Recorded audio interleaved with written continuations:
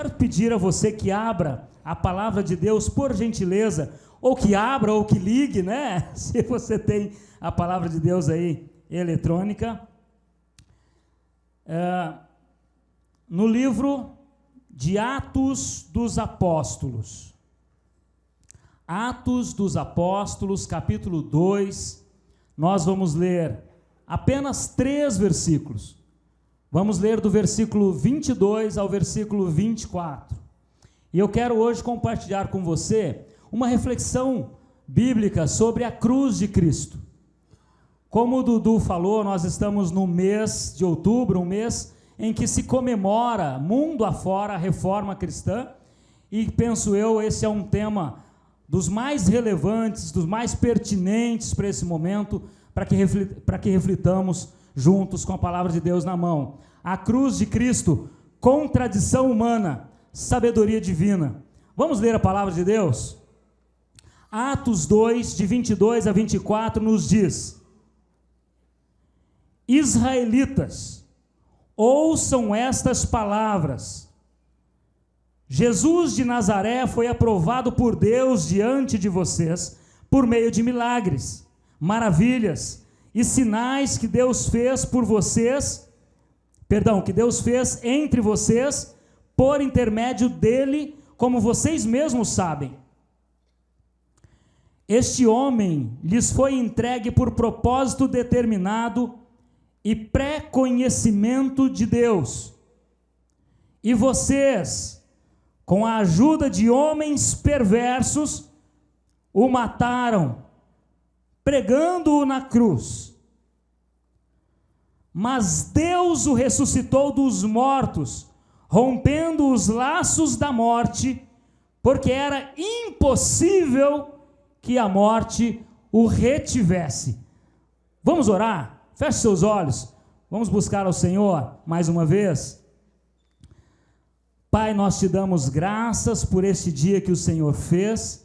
Nós te damos graças e te bendizemos porque o Senhor nos reuniu nesta manhã na tua presença, porque o Senhor tem sido gracioso, já tem ministrado no nosso coração. Nós te damos graças, ó Deus, pela tua palavra. E nós necessitamos, nós carecemos da tua graça, da tua revelação de modo especial neste momento. Pai, fala conosco, leva-nos para mais perto do Senhor. Pai, em nome de Jesus, aqui está reunido o teu povo. Vem, ó Deus, e sopra no nosso coração, planta em nós as verdades da tua palavra, de modo que esta seja enraizada em nós, e que venha frutificar em nome de Jesus e pelo poder do Espírito, para que dê também o seu fruto no tempo devido, neste tempo e daqui para diante. Nós pedimos isso em nome de Jesus e para a tua glória o fazemos. Amém. Amém. Queridos, antes de voltarmos os nossos olhos especificamente para o texto que acabamos de ler, eu gostaria de compartilhar com você um pouco sobre a crucificação. O texto é claro em colocar de forma emblemática, de forma significativa a cruz de Cristo neste que é o primeiro sermão da igreja primitiva, da igreja que estava ali iniciando a sua jornada. Portanto, nós precisamos entender um pouquinho do que significava a cruz. A crucificação romana era um método de execução, um método da época que combinava tortura, vergonha, dor, sofrimento extremo. Era um mecanismo de horror, de humilhação pública, e esse era o castigo para aquelas pessoas que por alguma razão fossem julgadas ou condenadas, ainda que no caso de Jesus um julgamento do ponto de vista legal absolutamente deteriorado, absolutamente corrompido. Mas o castigo era que o condenado fosse exposto quase nu, seguido disso um flagelo, uma flagelação intensa, por meio de açoites, de afrontas, de confrontações, e esses açoites eram impiedosos. Os soldados romanos naquela época, nessas ocasiões, de fato usavam chicotes que eram caprichosamente preparados para isso. Chicotes que tinham nas suas pontas pedaços de osso,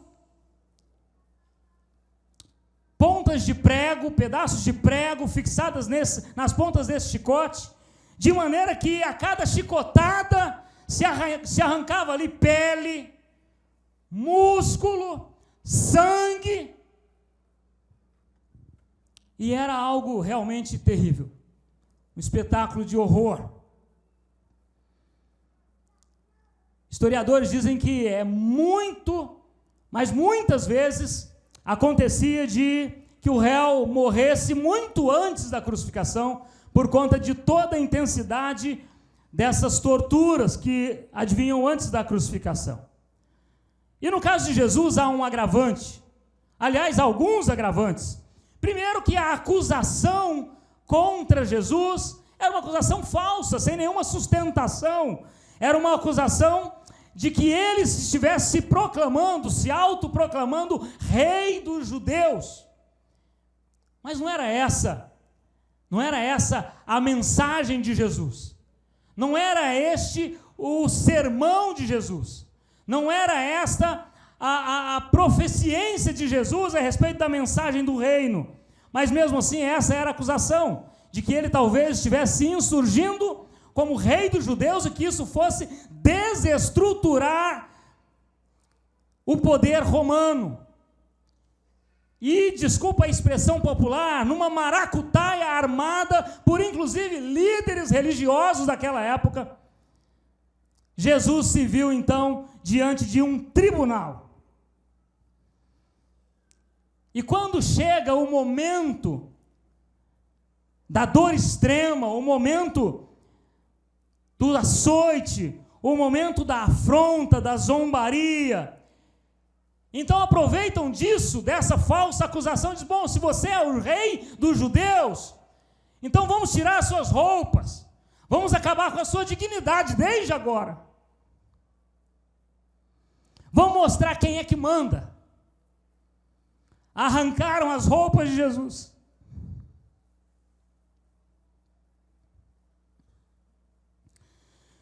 Colocaram nele um manto vermelho, deram a ele um pedaço de vara qualquer.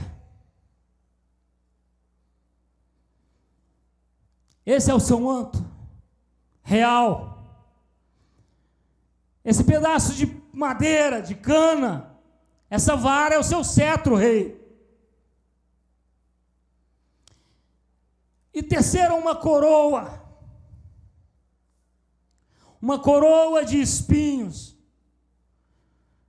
mas não colocaram como numa coroação real, com delicadeza, com honra, não. Foi diferente.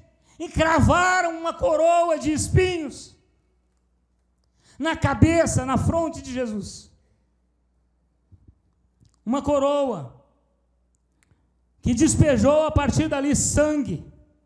E esse sangramento pela fronte, pela face, se dava por conta de que alguns estudiosos dizem que esses espinhos realmente entraram na cabeça de Jesus, entraram na sua fronte, no seu couro cabeludo, atingindo ali pelo menos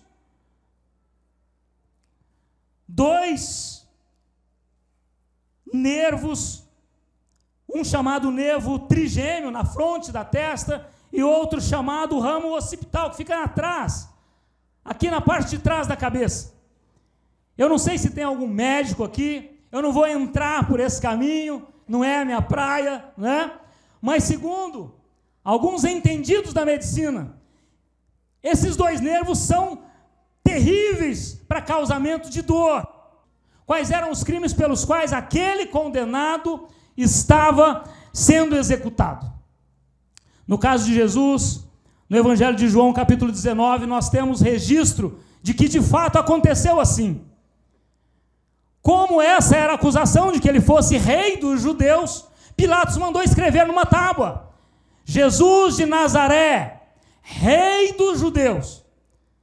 Mas aqui eu vejo que o nosso Deus mesmo no momento tão importante da vida e do ministério, do sacrifício de Jesus, o nosso Deus, ele é absolutamente detalhista. E mesmo com essa inscrição para envergonhar Jesus, isso causa nos religiosos uma certa inquietação, até mesmo um desconforto, e aí eles correm para Pilatos e dizem, não queremos que coloque lá rei dos judeus, ele não é, nós não o reconhecemos como rei dos judeus, nós queremos que você escreva que ele se diz rei dos judeus. Ao que Pilatos olha com a sua autoridade romana e diz, o que eu escrevi, está feito. E ali, na cruz, havia uma placa em hebraico, em latim, em grego, que eram o quê? As línguas que dominavam aquele mundo daquela época, anunciando sim, que Jesus é o rei dos judeus, mas mais do que isso, ele é o rei de toda a terra. Aleluia!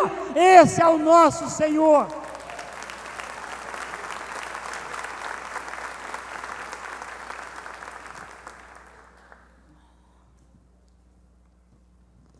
O objetivo, irmãos, da cruz era envergonhar, causar dor.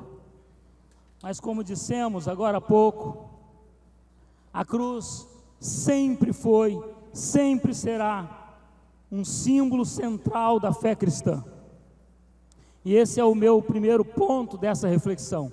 A cruz, símbolo central da fé cristã. Não apenas da fé cristã reformada, mas muito antes disso. Desde sempre, desde a igreja primitiva. É por isso que lemos um texto que nos fala sobre isso. O livro de Atos, irmãos, é considerado um livro histórico. E quando nós falamos de história, nós sabemos que a história relata o que passou. Por isso a história já foi, para que nós possamos aprender com ela, por exemplo. Mas o livro de Atos é muito peculiar numa coisa. Ele não é apenas um livro que relata o que foi, mas ele é um livro que aponta para o futuro, de como será por conta dos feitos poderosos de Deus no passado, e também nos diz, nos demonstra como pode ser, como deve ser a vida dos discípulos de Jesus aqui na terra agora.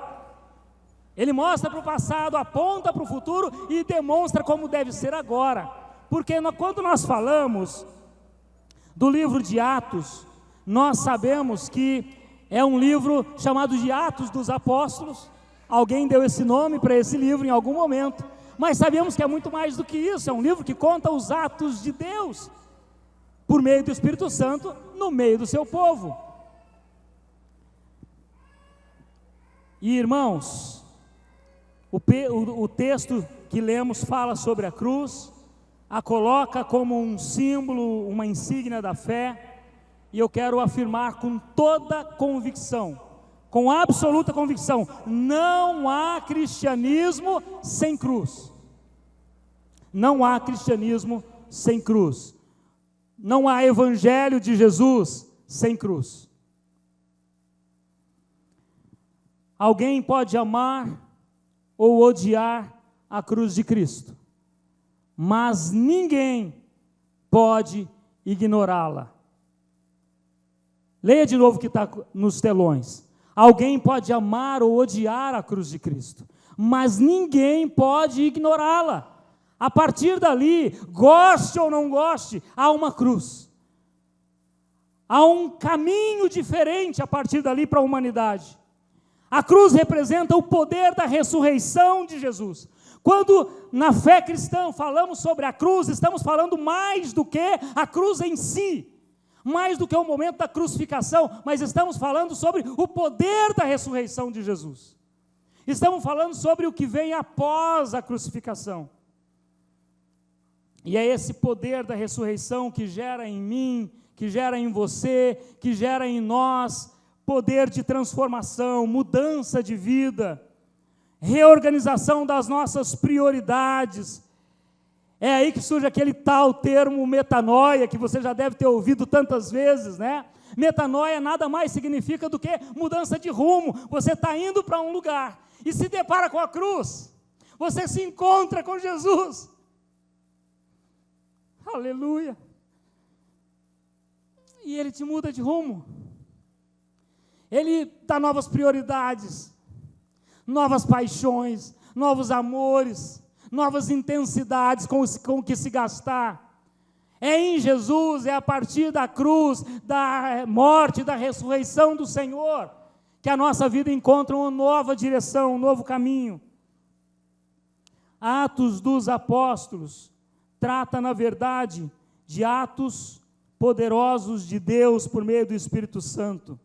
Ou seja, queridos irmãos, o livro de Atos relata uma história que não acabou, relata uma história que não está fechada, relata uma história que ainda está em curso, está em movimento dia após dia na sua vida, na minha vida, na nossa vida, na vida daqueles que reconhecem Jesus como o seu Rei, como o seu Senhor, como aquele que muda as nossas direções.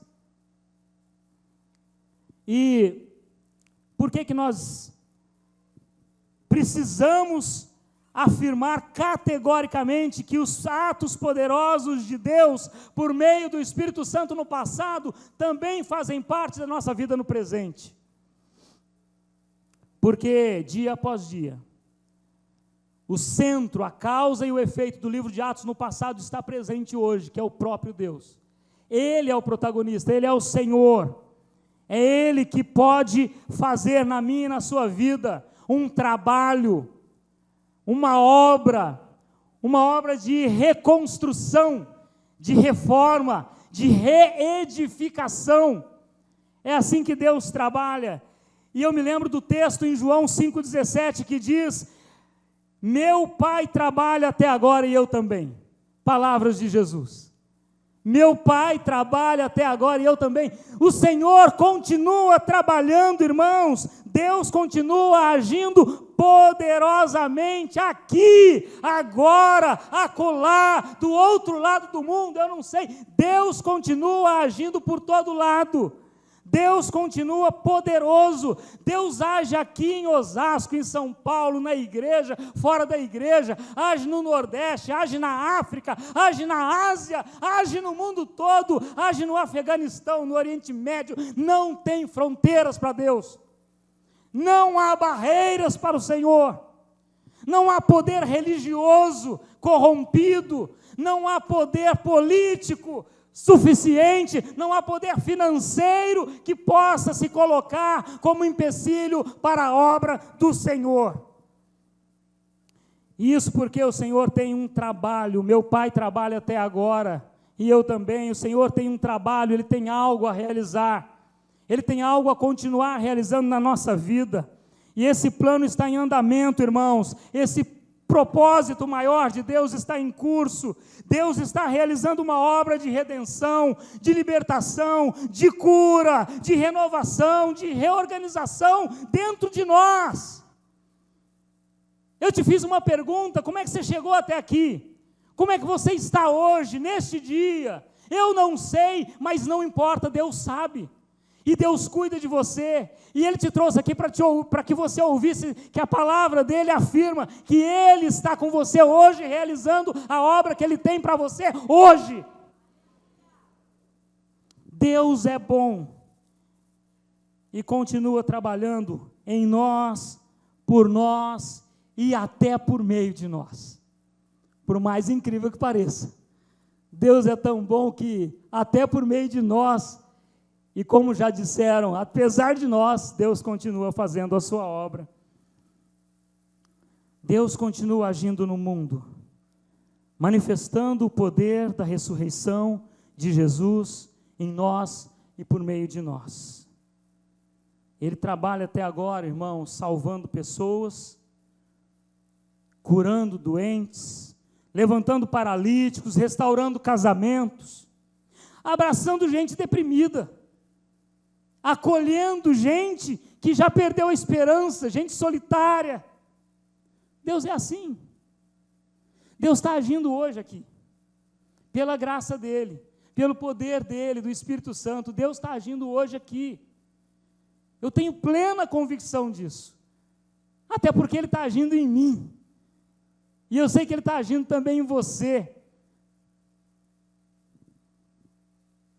No meio da igreja, numa sala de consulta médica, numa UTI de hospital, no centro da cidade, numa roça que ninguém sabe onde fica, num cantão qualquer do mundo. Deus continua agindo poderosamente. Esse é o nosso Deus. Aleluia. Salmo 136, versículo 1 diz: deem graças ao Senhor, porque Ele é bom e o seu amor dura para sempre.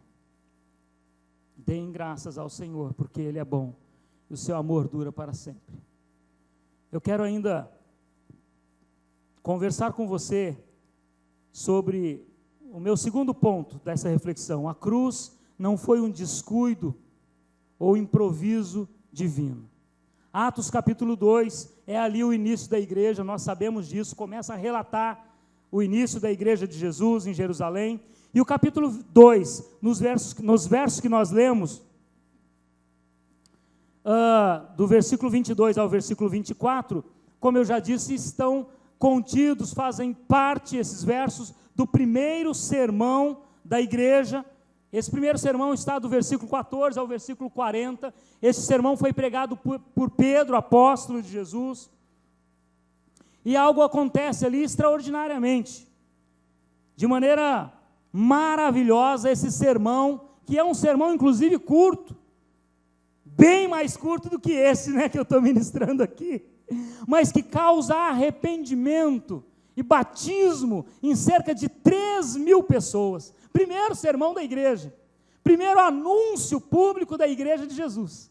Olha que maravilha, como Deus é bom. E Pedro fala no texto que lemos, irmãos, sobre milagres, maravilhas e sinais feitos por Deus no meio deles. Sinais que demonstravam que Jesus é o Cristo, que Jesus é o Messias esperado. Eu penso que talvez ali, alguns que estivessem ouvindo o sermão de Pedro naquele momento, tivessem sido curados por Jesus em algum momento. Porque não fazia tanto tempo assim, nós estamos falando de menos de 2 meses, aproximadamente 50 dias da crucificação, porque isso se dá na igreja na ocasião da festa de Pentecostes. Fazia pouco tempo que havia passado a Páscoa. E em menos de 2 meses, muitas pessoas que estavam ali ouvindo, lembrem comigo, que 3.000 foram aos pés do Senhor, 3.000 se renderam a Jesus. Havia uma pequena multidão, não sei se de 4, 5, 10 mil pessoas, não importa. O fato é que ali talvez tivessem no meio daqueles, muita gente que tinha sido curada, muita gente que tinha talvez comido da multiplicação dos pães, tenham sido alimentadas por Jesus. Alguns talvez tivessem testemunhado o próprio batismo de Jesus. Olha que bacana, imagina você no batismo de Jesus. E aí o que acontece, segundo o Evangelho, é que quando Jesus é batizado por João, ele sai das águas, e o céu se abre, e vem sobre ele, em forma de uma pomba, o Espírito Santo. E do céu ouvem uma voz que diz: este é o meu Filho amado, em quem me compraz, em quem tenho alegria, em quem tenho prazer. Imagina testemunhar um feito desse de Deus. Possivelmente muitos ali tivessem tido essa experiência especial, mas é possível também que muitos tivessem esquecido disso. Puxa, mas em menos de 2 meses, infelizmente acontece. E conosco, como é que é? O que Deus já fez na sua vida? O que Deus já fez? Como é que Deus falou com você? Primeira vez, não sei quando.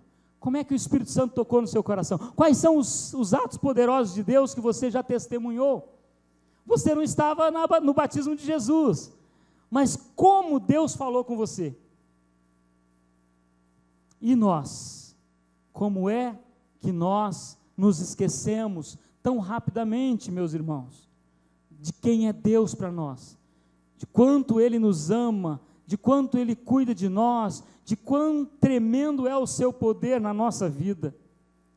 Há tantas vezes que nós nos desanimamos, estamos desorientados, cabisbaixos, os desafios, os dramas que vão se apresentando, as nossas dores vão nos diminuindo, e a gente vai perdendo de vista tudo que nós já testemunhamos a respeito de Jesus, tudo que nós já vimos Ele fazer em nós. Nós também nos esquecemos, muito rapidamente às vezes, do poder que opera em nós, do amor de Deus por nós. No versículo 23, eu quero ler novamente com você, diz: este homem lhes foi entregue por propósito determinado e pré-conhecimento de Deus. E eu quero me deter aqui. Este homem foi entregue por propósito determinado e pré-conhecimento de Deus. Isso significa, irmãos, que a cruz não foi um descuido do Senhor, não foi um descuido do Pai. Olha, eu me descuidei um pouquinho na história e olha no que deu. Não, não é isso. Não é um remendo, não é um jeitinho de Deus para resolver uma situação, não é isso. Não é um improviso de Deus na história. Aqui, no texto que nós lemos, há uma declaração que tem as suas raízes na eternidade. Não na crucificação terrena, na eternidade. A cruz não foi um descuido, há um propósito determinado, um pré-conhecimento de Deus. Essa cruz já havia sido um plano definido por Deus na eternidade. A cruz, irmãos, não foi um momento em que Deus tomou um susto e viu-se obrigado a dar um jeito no que estava acontecendo. Havia um plano eterno. Atos capítulo 2, versículo 24, diz que era impossível que a morte o retivesse. Era impossível que a morte o retivesse. É verdade que o Senhor padeceu, Ele sofreu por nós, Ele foi maltratado, zombaram dele, cuspiram nele, torturaram Jesus, o crucificaram, mas Ele ressuscitou. Aleluia, Ele ressuscitou, Ele venceu a morte. 1 Coríntios 15, 55, Paulo nos diz: onde está, ó morte, a sua vitória? É uma pergunta: onde está, ó morte, a sua vitória? E há uma resposta. A palavra de Deus não nos deixa sem resposta a essa pergunta. A resposta é: o aguilhão da morte é o pecado, a força do pecado é a lei, mas graças a Deus, que nos dá a vitória por meio de nosso Senhor Jesus Cristo. Aleluia! Esse é o nosso Deus. Ele sabe do que você passa, Ele sabe o que te incomoda, Ele sabe o que tira o seu sono, Ele sabe o que desestrutura a sua família, Ele sabe o que está acontecendo lá na sua casa, lá no seu quarto, no seu carro, quando você dirige. Ele sabe o que está acontecendo com você. Ele não está alheio a tudo isso. Nós passamos por muitos momentos difíceis, mas nada, absolutamente nada, irmãos, está fora do alcance do Senhor, está fora do cuidado de Deus, do controle de Deus em nossa vida. A nossa vida não está à deriva neste mundo. Nós temos um Senhor, nós temos um Pai celestial que cuida de nós. E eu quero afirmar para você, que segundo nos ensina a palavra de Deus, Ele te vê. Ele não apenas sabe, Ele te vê. Ele te encontra onde você está. Ele vê a sua oração. É isso que Jesus disse aos seus discípulos. Entra no teu quarto, fecha a tua porta e ora ao Pai. Que você está em secreto e ora ao Pai, porque Ele te vê na sua oração. Ué, mas a oração não é para ser ouvida? Não, é mais do que isso. Ele vê o seu coração, Ele vê a sua circunstância, Ele vê as suas emoções, Ele vê como está a sua mente, muitas vezes desorganizada, bagunçada, sem saber o que pensar direito.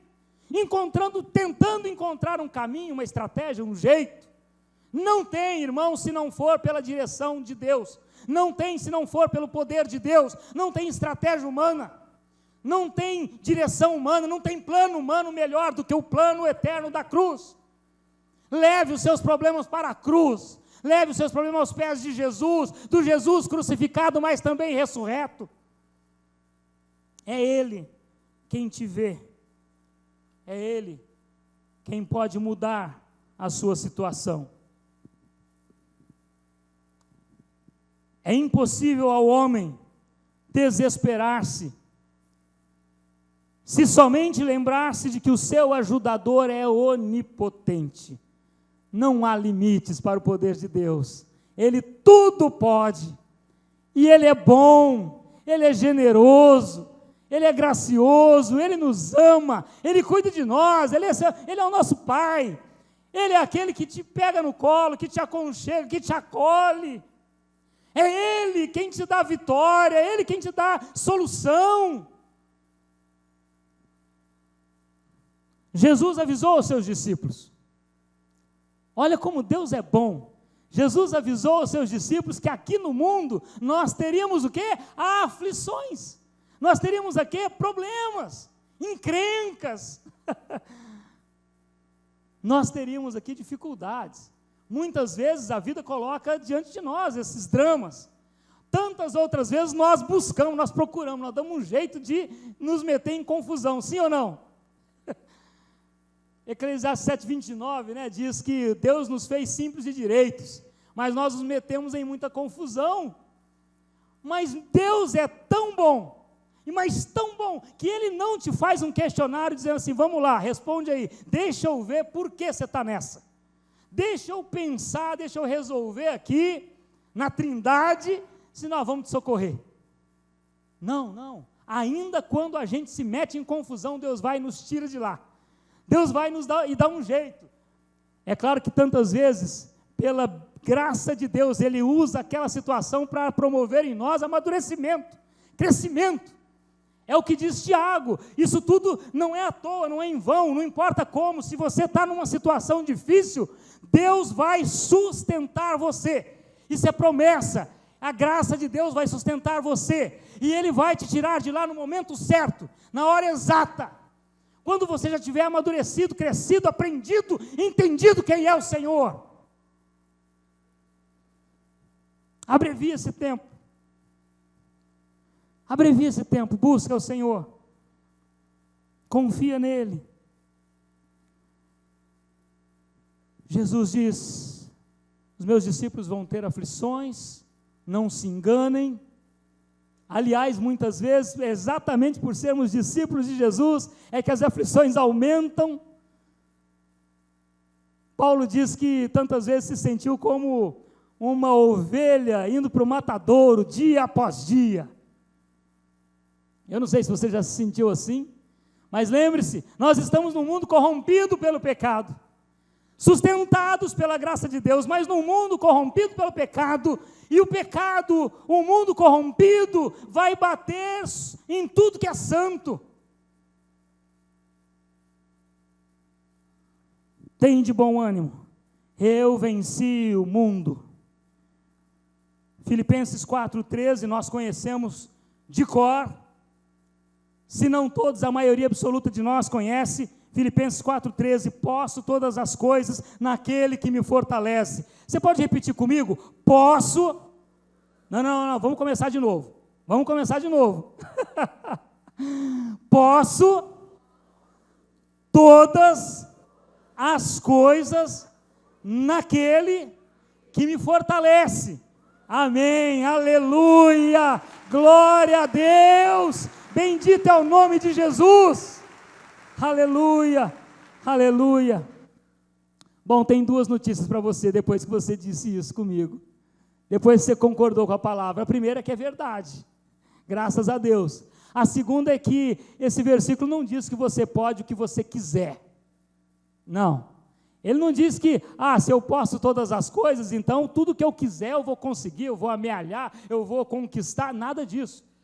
Paulo está usando esse texto para dizer, para testemunhar dele mesmo e ensinar para os filipenses o seguinte: irmãos, igreja de Jesus, aprenda que em Cristo, nele que te fortalece, você pode passar, suportar todas as coisas, suportar todas as encrencas que vêm pela frente, suportar o turbilhão de problemas que pode acontecer a você. É isso que Deus diz por meio de Paulo em Filipenses 4,13. A graça do Senhor nos sustenta. E por último, deixa eu dar uma acelerada aqui, que eu acho que o meu tempo já está apitando, daqui a pouco vem uma campainha aí. Terceiro ponto, vou acelerar. A cruz de Cristo foi por amor. Eu quero te pedir agora que abra comigo a palavra de Deus, rapidamente, em Isaías, capítulo 53. Isaías 53. Eu vou ler rapidamente com você, versículos 4 e 5, que diz: certamente Ele tomou sobre si as nossas enfermidades, e sobre si levou as nossas doenças.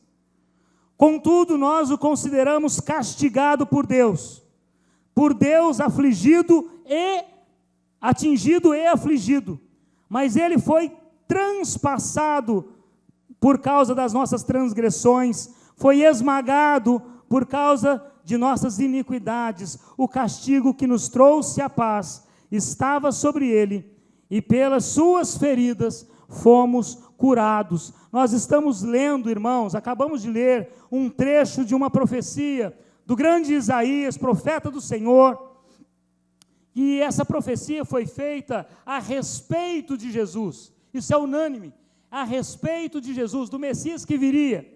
E aqui é anunciado o servo sofredor. Entenda que por isso a cruz não foi por acaso, nem foi descuido de Deus. A cruz, de fato, foi algo permitido e, mais do que isso, planejado por Deus.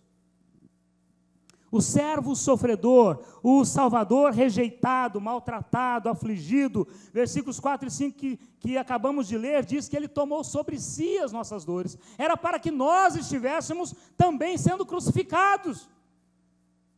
Eu não sei se no tempo de hoje o que aconteceria, mas aquela cruz era para nós, pelos nossos pecados. A morte era para nós. A morte era o resultado, a consequência do pecado que nos afastava do Senhor. Verdadeiramente, diz a palavra, Ele tomou sobre si as nossas enfermidades, foi transpassado pelas nossas transgressões e esmagado pelas nossas iniquidades. Este é o castigo que nos traz paz, que nos traz cura. O versículo 10 de Isaías 53 diz: todavia ao Senhor agradou moê-lo. Para mim é muito intenso esse versículo. Essa expressão, ao Senhor agradou moê-lo, esmagá-lo, é muito forte, irmãos. É muito profundo. Isso significa que a cruz é a mesma cruz que Deus decidiu. A cruz da história é a mesma cruz da meta-história, de quando Deus, na eternidade, decidiu que o Senhor passaria por isso, por mim e por você. É algo que acontece antes da história, é algo que acontece numa realidade espiritual, que nasce no coração de Deus. Primeira carta de Pedro, capítulo 1, do versículo 18 ao versículo 20, vai nos dar conta disso. 1 Pedro 1, de 18 a 20, vai mostrar que essa cruz, que esse sacrifício do Cordeiro que cantamos hoje, é um sacrifício que já aconteceu na eternidade. O Cordeiro foi sacrificado, foi entregue, foi imolado antes da fundação do mundo, antes da criação. Eu penso, queridos irmãos, que quando olhamos para essa declaração de Pedro, quando olhamos também para o que diz Apocalipse acerca disso, do Cordeiro entregue na eternidade, eu penso que eu preciso também olhar para Gênesis. Gênesis capítulo 1, versículo 1, fala sobre a criação de Deus. É ali que começa a criação, as coisas criadas, o mundo em que nós habitamos. Deus criou, Deus fez, Deus formou. Mas o versículo 3 do mesmo capítulo, versículo 3 do mesmo capítulo, também diz que para que tudo isso acontecesse, houve uma palavra, uma ordem de Deus. Ele havia decidido criar e ele então dá uma palavra de criação: haja luz. E houve luz. E creio eu que não é possível que Deus dissesse haja luz, sem antes, muito antes da criação, ter dito haja cruz. Porque não faria sentido nenhum. A natureza, a criação, o homem, se não houvesse cruz. Como já afirmamos aqui hoje, Deus não foi pego de surpresa na tentação do jardim, Deus não foi pego de surpresa, não tomou um susto com a desobediência do primeiro casal, Deus não foi pego de surpresa com a acusação do povo, dos líderes, com a decisão equivocada de Pilatos. Deus não foi pego de surpresa com nada disso. Não foi nada disso que levou Jesus à cruz. Eu penso que quando Deus criou todas as coisas e nos criou como chave, como coroa da criação, Deus já sabia de tudo isso, porque o texto fala que é pela sua presciência que a cruz aconteceu. Nosso Deus é onipotente, como dissemos, mas Ele também é onisciente. Mas eu quero afirmar uma coisa para você e partir para a nossa conclusão de hoje. Eu quero afirmar para você que mesmo assim Deus decidiu nos criar e nos amar, sabendo que haveria de se doar, de se entregar e de morrer por nós. Nós estamos falando de um Deus que é vida, mas que é capaz de morrer por mim e por você.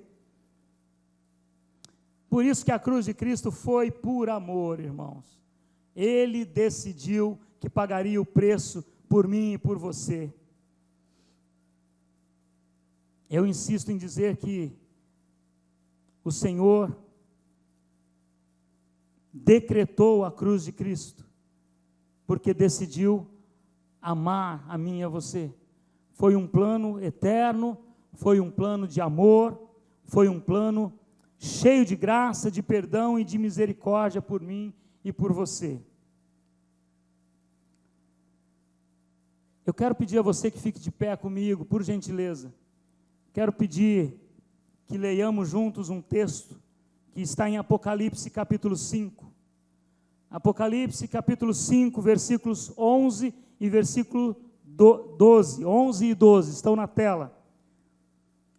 Eu vou ler, acompanhe comigo. Então olhei e ouvi a voz de muitos anjos, milhares de milhares e milhões de milhões.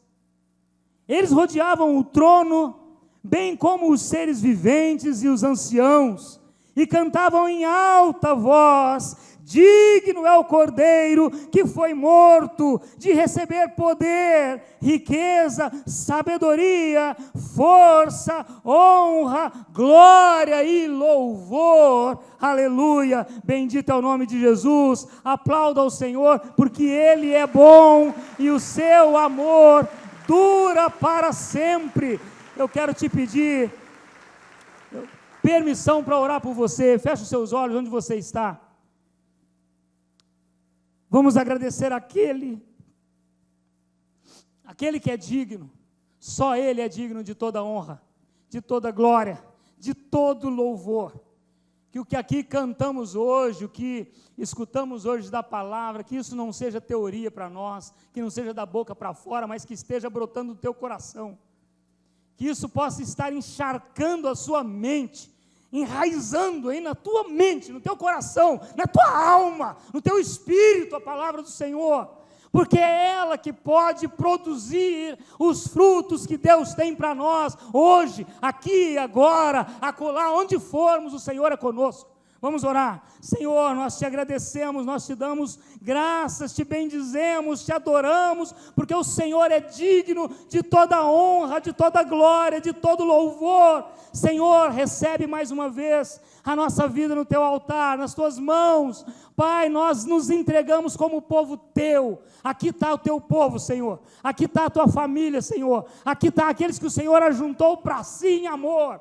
são teus, nós somos do Senhor e o Senhor é nosso, é o que diz a tua palavra, e nós cremos nisso com a mais profunda da nossa alma. Ó Deus, em nome de Jesus, tem misericórdia de nós, quando pecamos contra a tua palavra, quando deixamos de confiar em ti, quando nos esquecemos dos teus atos poderosos, dos teus feitos, dos teus milagres do passado, e tantas vezes nos esquecemos do que o Senhor já fez na nossa vida. Tem misericórdia de nós, perdoa-nos, ó Deus, e recebe a nossa adoração nessa manhã. Ó Deus, edifica a tua igreja para a glória do teu nome, em nome de Jesus, amém, aleluia, bendito é o teu nome. Pode se sentar, meu irmão.